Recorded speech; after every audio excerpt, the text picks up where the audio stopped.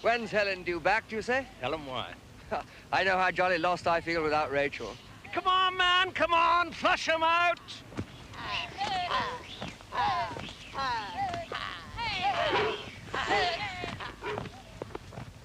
Concentrate, lad, concentrate. Look at that kill filing a nail. You tell Mary that. Jason, come on! I say, oh, Jerry's getting impatient. What do you say if I shoot him? Make an even 50 brace.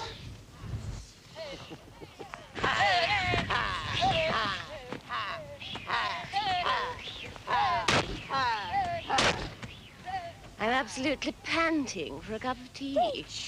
Dear. All that intensity furrowing their face. Well, in Neil's case, it's more likely to be cramped. And with Freddie, just plain boredom. What about Dennis? Dennis? Who knows what goes on in Dennis's mind? Freddie! What? You're bad. Off you! You're bad, damn it! You're...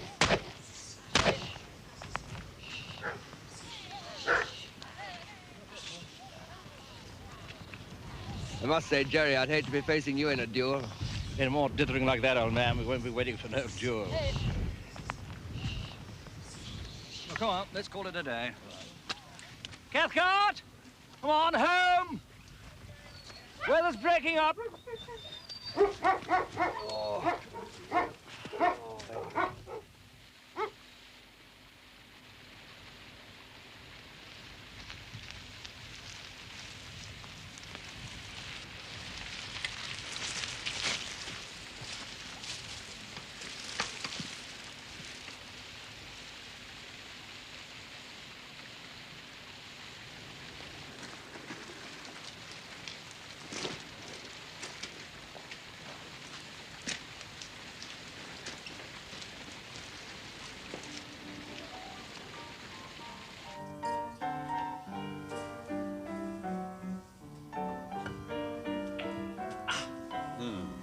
Your shot, Colonel.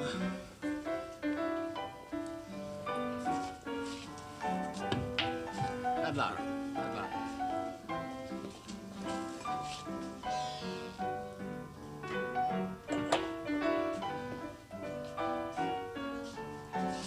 Oh, blast. Neil, I nearly nodded off. What's the time, Mary dear? It's 9:45. Oh. Well, I shall go to bed.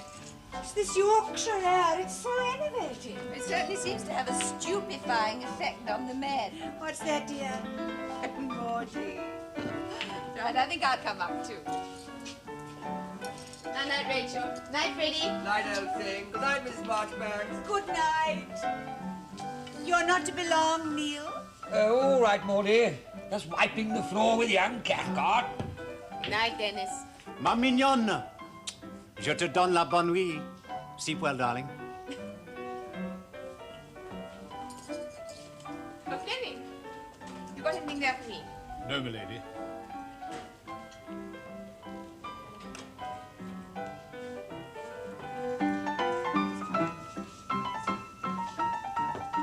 A card for you, Mr. Opperman. Oh, thank you, Fleming. Corsica. Who's it from?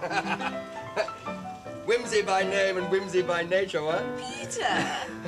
Bit daring to send through His Majesty's post. When's he coming back? Doesn't say. Just next stop, Paris. Trust old Peter. Damn. A letter for you, Captain Cathcart. Good news. Come on, Colonel. Put me out of my misery. What?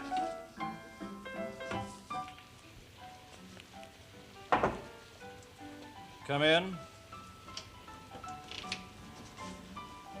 The Evening Post, Your Grace. Thank you, Fleming. Put them down.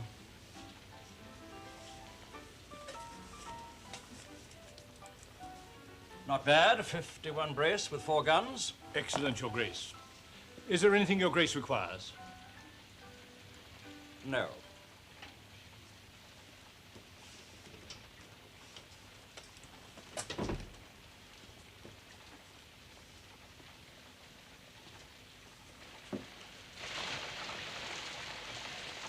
Well, don't stay down boozing till all hours. Darling girl, you know perfectly well Yes, perfectly well. Dennis, you're to make him come up. Of course, Rachel. At gunpoint, if necessary. You are gallant. You're too beautiful to need my compliments. Good night. Good night. Good night. Good night, darling. I'll be up later. If you gentlemen require anything further... Oh, thank you, Fleming. I think we can fend for ourselves. Nightcap, Colonel? No, better not. I've already been summoned to the nuptial couch. Bad luck. Thanks for the game, sir. Enjoyed it. Good night, you two. Night. Night. Well, you look a bit down in the mouth. Oh, not really. It's just one of those days. I got a lot of shares on the market and I've managed to hit a blasted bird all day. It's a damn fool world at times. And a great one at others. I reached a momentous decision today. Oh? I'm going to marry Mary. She'll be delighted. You've been engaged for 8 months. No. What I mean is, I'm going to ask her to name the day. Oh, I see. Yes, that's a bit more like it. I never could see much point in those long, drawn-out engagements. My feelings precisely. Mary and I have, so to speak, saluted the conventions. Why hang about any longer? Spoken like a true romantic. Where'll you live? Ah, there's only one place for me. Paris. They understand La Belle Vie over there.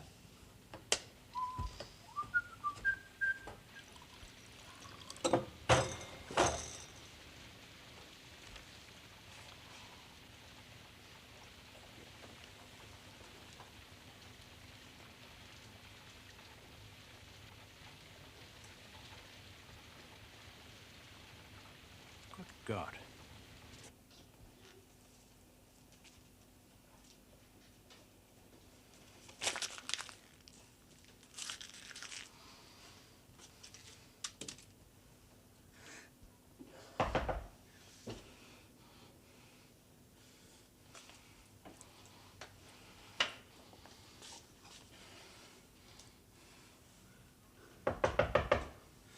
Yes. A word with you.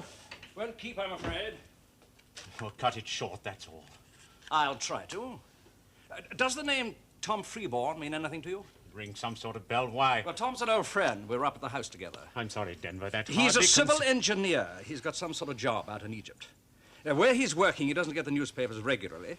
So it was only 2 or 3 weeks ago he saw the announcement of your engagement to my sister in the Times. He recognized your name and your photograph. So? I had this from him tonight.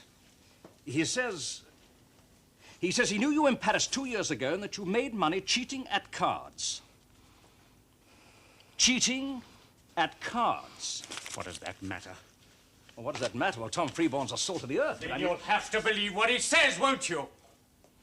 You mean you don't deny it? It wouldn't be any good my denying it. You'll have to make up your own mind. Cathcart, I would have thought that under the circumstances... I don't care what you think or what you do. For God's sake, leave me alone. My dear fellow, I'm not much of a hand at this sort of situation. But, well, you being engaged to Mary, Oh, if that's what's worrying you, it's off. Off? What's off? Our engagement. What the... But I was only talking to Mary about it this afternoon. I haven't told her yet. You've broken off the engagement and you haven't told her yet? Well, that's pretty cool, Cathcart, I must say. That's pretty damn cool. You utter swine. Who the hell do you think you are coming here and jilting my sister? An utter swine, of course. I forbid you to see her again. Do you hear me, sir? If you try, I'll break every bone in your body. Poor Denver. All that blue blood. You haven't the faintest idea what life's about. Understand me, sir. You leave this house first thing in the morning. Sorry, Denver. I leave here when I choose. And that happens to be now. Cathcart, come back. Cathcart! Come back, you bloody fool! Neil. Cathcart! What's happening? Oh.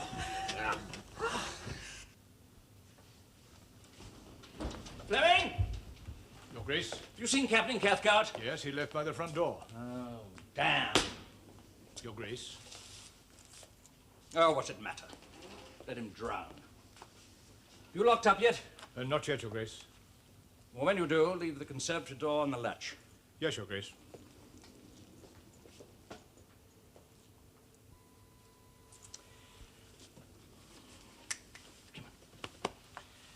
Fellow's not a swine, Sam. Poor little Mary. Damn hard lines. It's a good thing we found out before it was too late.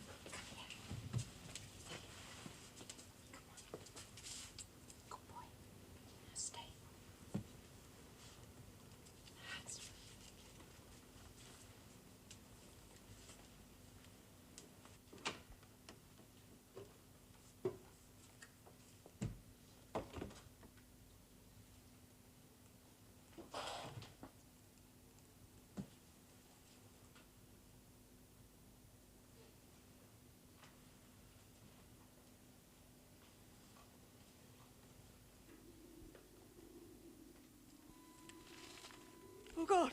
Oh, Jerry, you killed him!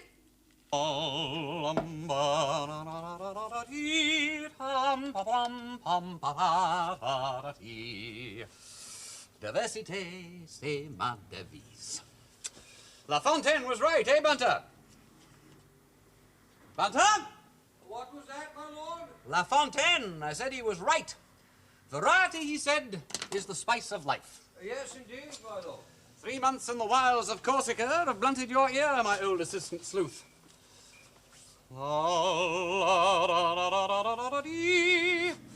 Ah, coffee and croissant. Nothing like it. Nothing like it in the world.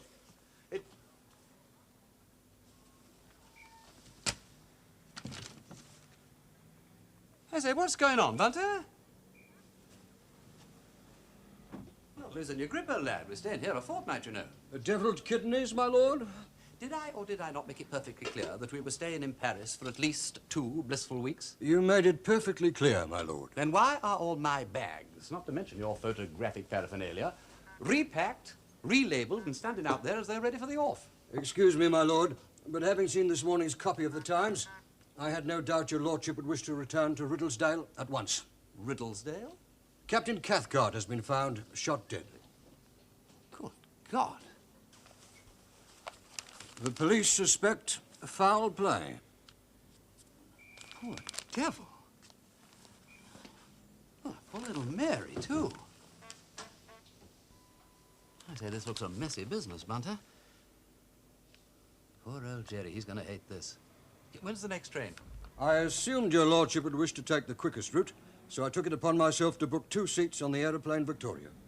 You did quite right, Bunter. You're far from losing your grip. Poor old Gerald.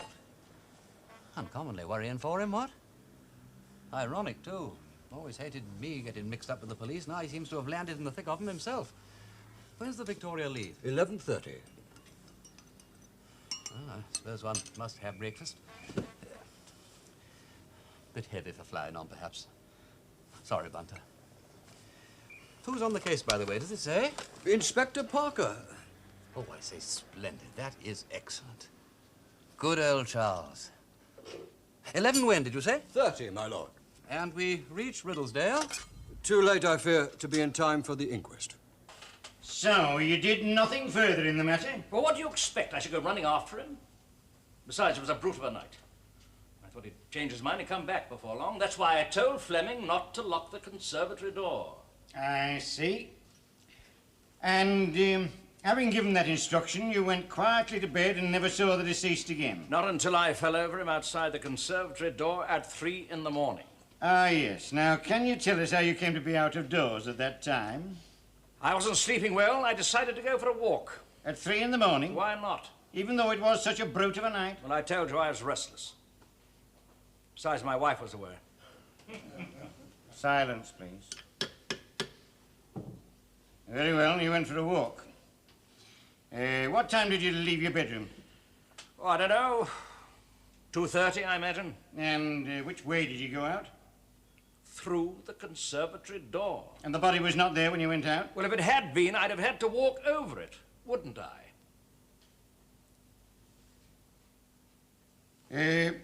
Where did you walk to? Down the garden, out onto the moors. You actually left the grounds? Naturally. And how far did this walk take you? I don't know. Hard to tell. A quarter of a mile? Possibly. Half a mile? Possibly. And during that time, or any other time, you heard no shot? None. Yes. Now, can you show us the letter you had from this, Mr. Freeborn? Well, as a matter of fact, I thought I had it in my pocket, but I couldn't find it for the inspector here from Scotland Yard. I'm afraid I must have destroyed it. That's rather unfortunate. It is rather. You can show the jury no proof that you ever received it. Not unless Fleming remembers it. Ah, yes. No doubt we can check it in that way. Thank you, Your Grace. Call Dr. Thorpe.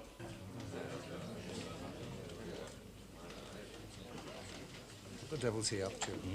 The Duke, what's the matter with him? You may well ask, Inspector.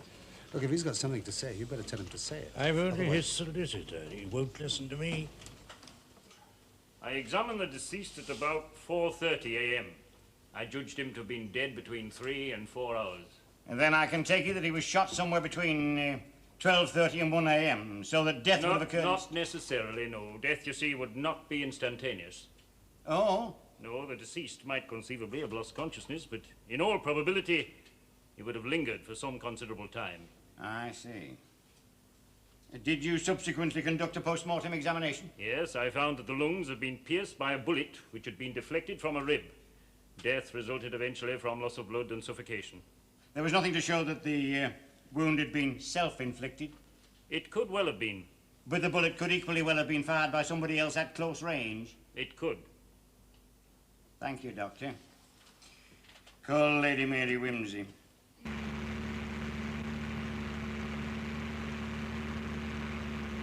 Thank you.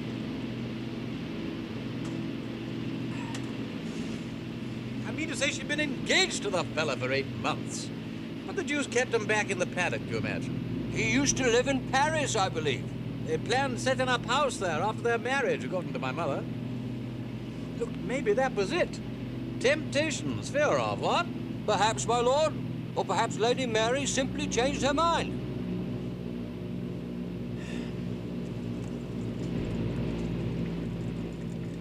So the last time you were in Paris, Lady Mary, was 9 months ago? Last February. So just after we got engaged.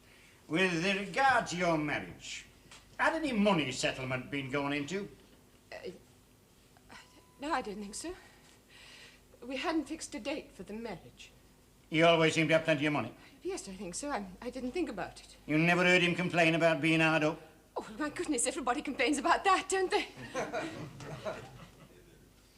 You heard what your brother has said about deceased wishing to break off the engagement. Had you any idea of this? No, not the slightest. Can you think of any explanation now? Absolutely none. There had been no quarrel? No. So as far as you knew on the Wednesday night, you were still engaged to deceased with every prospect of marrying him shortly? Yes, certainly I was. When you say good night to Captain Cathcart, what sort of a mood was he in? Well, he was playing billiards with Colonel Marchbanks. I think he was in a very cheerful mood. He seemed to me to be in a very cheerful frame of mind. Cheerful, Lady Mary? Well, you know, good-humoured. Now, this is important, because your brother has told us that when he went to see deceased in his room, Before he even broached the subject of Mr. Freeborn's letter, he appeared to be thoroughly out of humour. Yes, well, I know. I just can't explain it. Your brother has described exactly what occurred between himself and Captain Cathcart. Now, did you hear them quarrelling? Well, no, I heard raised voices, footsteps, and a door banging. Do you know, my room is at the back of the house. The whole thing's very indistinct. Besides, I was very tired. I really didn't even think about it very much. I went to sleep almost straight away. What happened then? Well, something woke me. I heard a shot. It was very distinct. I was quite sure that it was a shot. That's what made me go downstairs. You went downstairs by yourself. That was very plucky of you, Lady Mary. Did you go immediately? No. I put on some brogues and a coat over my nightdress. And it probably took me a couple of minutes before I got down. To the conservatory. Now, why'd you go to the conservatory? The front door is much nearer. Well, it's a lot quicker than trying to unbolt the front door. And when you entered the conservatory? I could see that the outer door was open. And outside I could see a man kneeling on the ground over something. And when he looked up, I could see that it was my brother. Your brother has described that when you entered the conservatory, you cried out, "Oh, God, Jerry, you've killed him." Now, can you tell us why you did that? Yes, I know. What I dare say that what I thought was that my brother had probably come across a burglar, perhaps, and fired in self-defense. You were aware that your brother possessed a revolver? Oh, yes, Yes, I think so. But what happened next? My brother asked me to go upstairs to wake people and get help, so I woke the Marchbanks and the Arbuthnotts. By that time, I was feeling terribly faint, so I went back to my room and took some Salvolactin. What time was all this? What time did you hear the shot? Well, 3 o'clock. 3 o'clock? Well, I mean, approximately. I can't be absolutely but it sure. seems that we've already established that the fatal shot was fired not later than 1:30. Well, yes, well, in that case, perhaps I'm slightly mistaken, Lady Mary. 1:30 to 3 a.m., I mean, that is... Or are you saying there were 2 shots? No, I'm not. I'm just... So what are you saying? What I'm trying to say is that there are a whole lot of people running about. Please, Constable.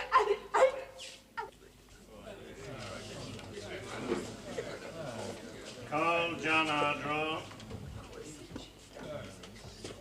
The man has gone too far. Mr. Marbles, is there still no news of Lord Peter? He left Corsica for Paris, that's all we know. I swear by Almighty God that the evidence I shall give shall be the truth, the whole truth, and nothing but the truth. Now then, you are John Ardrow, head gamekeeper on the Riddlesdale estate. Yes, sir. Now, you live with your wife in the little cottage just inside the main entrance to Riddlesdale Lodge. That's so, sir. Now, did anything disturb you on Wednesday night or the early hours of Thursday morning? Well, I heard a shot fired. It sounded pretty close. There's several acres of preserved plantation behind the cottage, and I thought a poacher might have got in. What did you do? Well, I got my gun and I went for a walk round, but I didn't see a living soul. Did you fire your gun at any time? No, sir. And what time did you hear this shot? 10 minutes to 12. You sure of that? Aye, sir, quite sure. You didn't hear any other shots? None. None? Well, none save the first. But that shot, you say, did not wake you? No, it was the Duke shouting after Captain Cathcart from his bedroom window. Well, I mean, I assume it was from his bedroom. How else could I hear it so clearly? You heard what was said? Oh, yes. Come back, Cathcart. That's what he said. Come back, you fool. And afterwards? Well, as I say, I wasn't sleeping very well, so I got up to write some letters at the desk. About, an hour later, my husband woke up and told me to come to bed. He said, "You're the only sinner burning the midnight oil. Everybody else is turned in." Well, I said, "I don't think so. I think the Duke is still up." Well, you see, our bedroom is over his study, and I could hear somebody moving about below. You went back to bed? Oh, yes, but I didn't sleep very well, and I was lying awake when Lady Mary knocked at our door. Now, this shot she mentioned, you say you did not hear it? No, I've just said. I heard no shot at that time. Did you hear a shot at any time during the night? Yes. Just after my husband had called me back to bed, I heard a shot quite distinctly. What time was that? About midnight. Midnight. You're sure of that? My dear man, quite sure. Certainly wasted no time in getting on with the inquest. It does seem to be rather precipitate, my lord. Now spell that, Blunter. Well, P-R-E-C. I just hope the coroner and this local lad Craig's give old Jerry a fair deal, that's all. When you arrived at Riddlesdale, Inspector Craig's, the body, you say, was... Lying up path, sir, outside conservatory door. Deceased were dressed in dinner jacket and pumps. We aren't at an overcoat. They were wet through. And besides being much blood-stained, the clothes were very muddy and greatly disarrayed. The pockets contained a cigarette case and a small flat pocket knife. Naught else? Naught else. I take it you examined the ground surrounding the body? As soon as it were light, sir. There were blood marks all along the path leading to conservatory and signs consistent with the dragging of a body to the point where it were found. And upon further investigation, you... I found in a small clearing here a great pool of blood, handkerchief soaked in blood, and a revolver. Revolver. Thank It's you. of American pattern, without any distinguishing mark. 38 Smith & Wesson. One bullet had been discharged. It's mine. I would like to recall the Duke of Denver.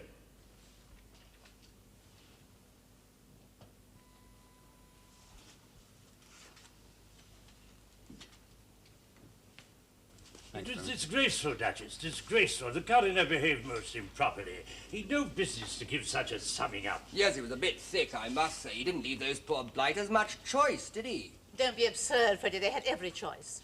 They returned a verdict of murder against Gerald for one reason and one reason only. They're socialists, every one of them.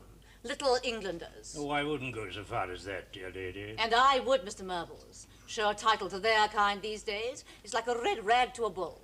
And with respect, Your Grace, political malice wasn't the only reason for the verdict. There was the question of the revolver. That was Gerald's revolver. He admitted that. Yes, he kept it in a drawer in his study, he said. With the key kept permanently in the lock. Well, I mean to say... It was a bit light-hearted. I mean to say, just because it was his doesn't necessarily prove it was he who used it. Well, I mean, anyone could... Still, Mr. Parker, I expect you'll have the whole thing cleared up in no time. Perhaps you've got the real culprit up your sleeve already. Well, not quite, but I'll do my best to get him. With, no doubt, a little help from My Lord... brother-in-law. Oh, Mr. Parker. No doubt you're very amused at the antics of the family amateur. Far from it, Your Grace. Peter, we're expecting Peter. One doesn't expect Peter, Freddie. Either he's all over you and least wanted, or nowhere to be found when he is. Well, we don't even know his address in Paris. Well, I've been on to the embassy. They've promised to get in touch with him as soon as they can. If he's there, that is. Well, he jolly well ought to be here.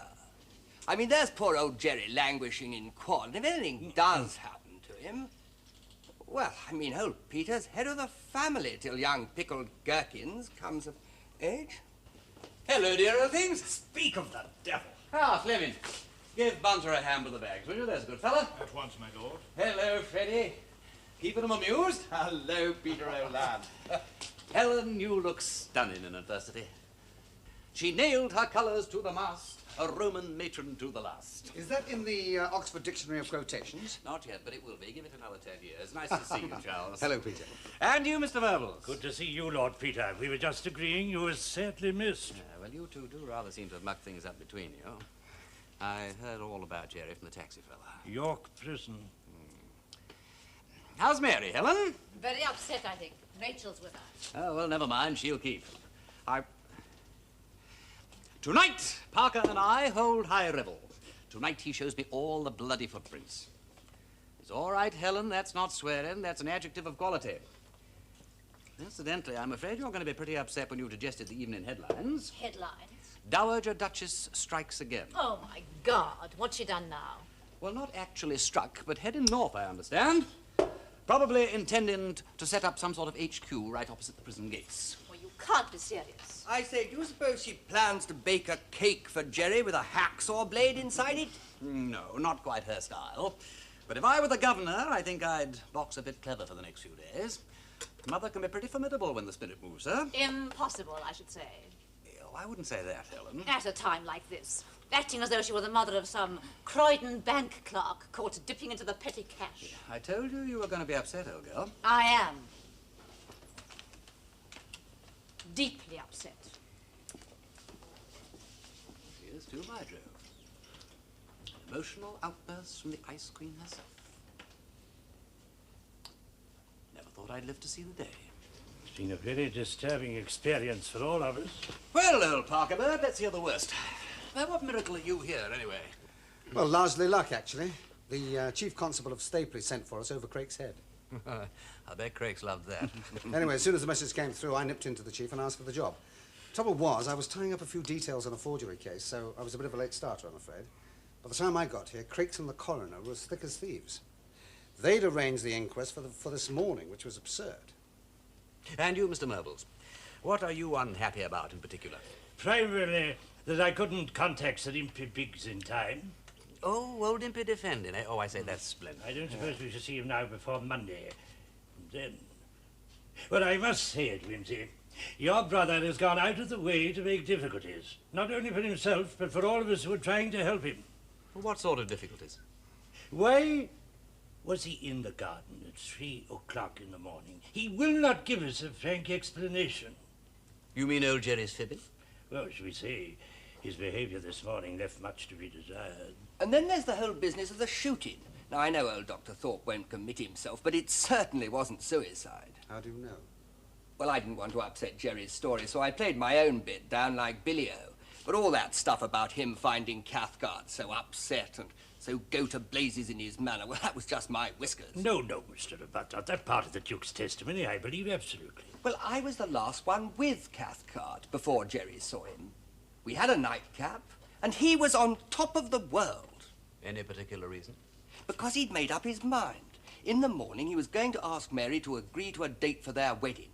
And then he said, we shall go and live in Paris, where they understand La Belle Vie. I tell you, he went upstairs to bed whistling. Thank you, Freddie.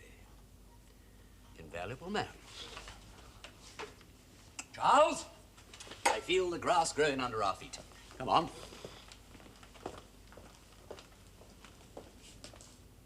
A bit bumpy across the channel, Charles, but a glass of bubbly soon soothes the tongue.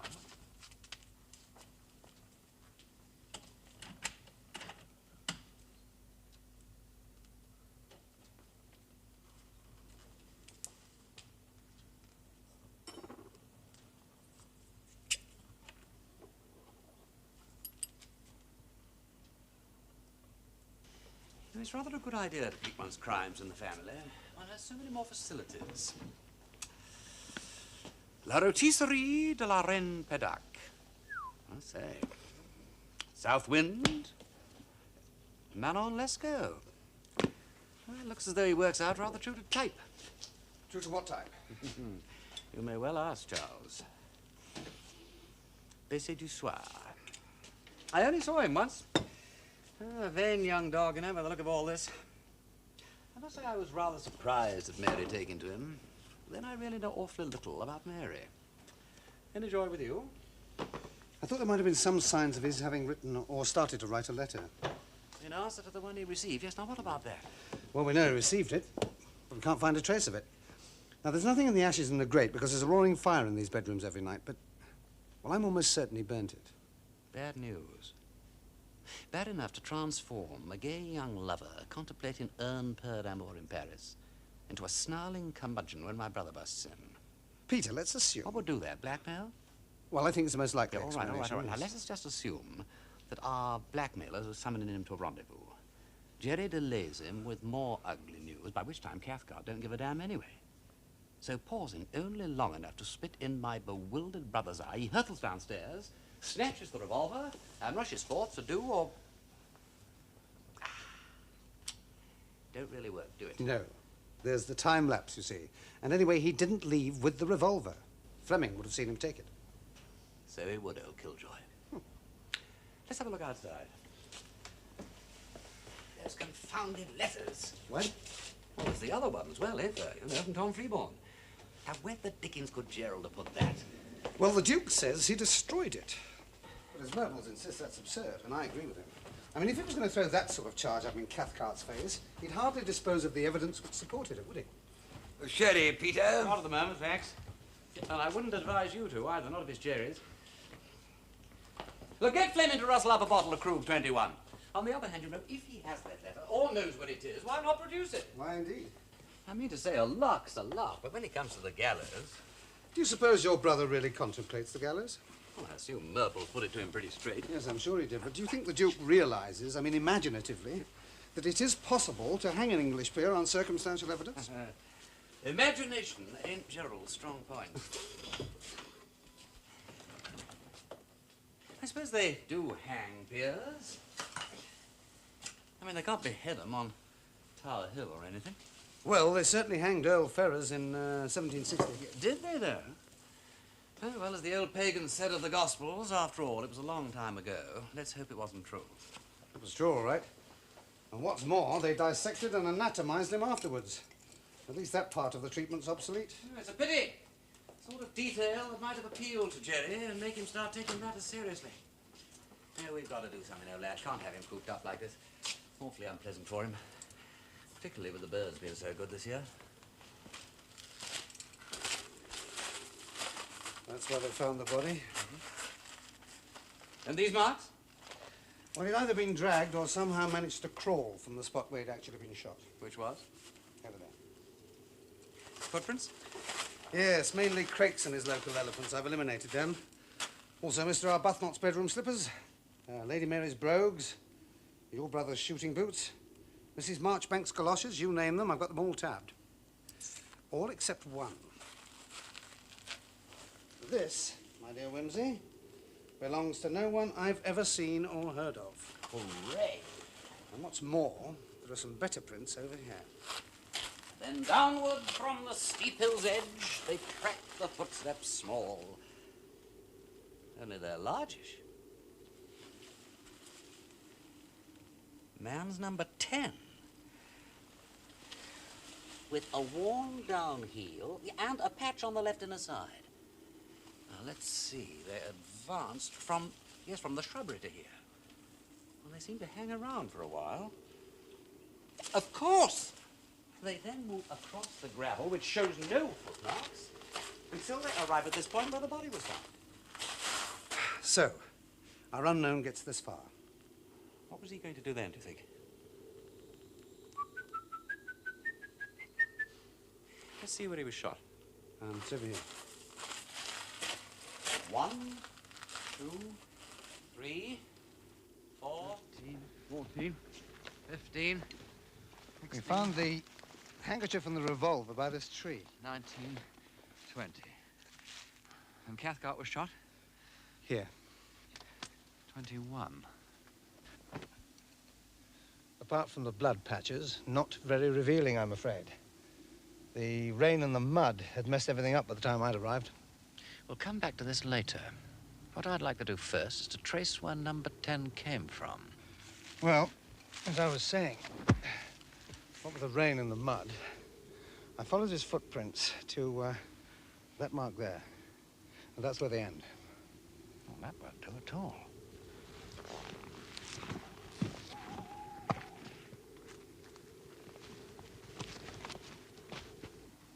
Hello, this may be our friend. In fact, I think it is. Well, if it was, we've lost him now.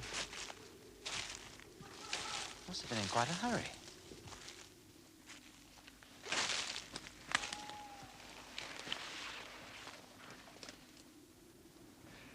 I've found him! Good! The human frame ain't made for this sleuth-hound business. He tripped over this root. Serve him glad. And so, he goes on until... the boundary wall. And the exact point where he got in. Oh, well done, Charles. A recent demolition, wouldn't you say? Could have dislodged him when he scrambled over. Look, hang on. Yes. There's the dent where he dropped down on his heels. Give us a backhoe thing. Right. Okay. Right. I say, you won't dislodge any of those big stones, will you? Oh, not too secure. Oh, how very obliging of him. Confessed, has he? Fragment of Burberry, no less. And blood. I must have caught his hand. Or... What's on the other side? A rough track, as far as I can see. I'm going over.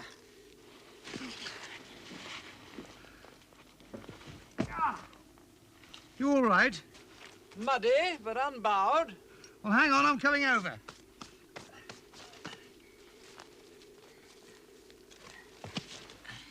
Oh! How very athletic of you, Charles. You know, our number 10 must be a man of above average height. And exceptional agility. Quite. I say, what a very communicative verge this is. What? Motorcycle tracks. Oh, yes, parked here. More tracks. 2 motorcycles. 2 motorcycles. But only one number 10.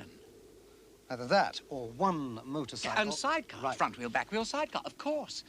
He parks his bus out of sight so as not to invite attention while he's reconnoitering.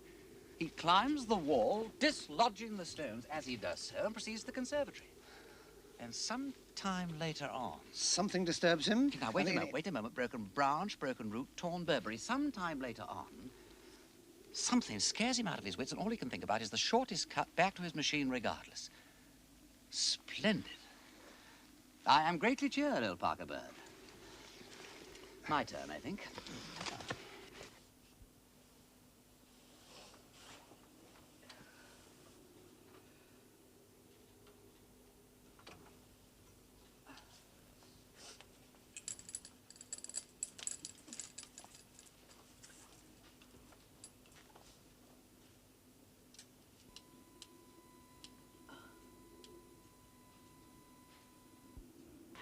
Did you ever read the lay of the last minstrel, Charles?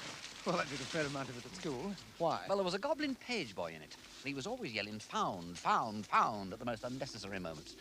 I always thought he was a terrible nuisance, but now I know exactly how he felt. What's the matter? By Jove.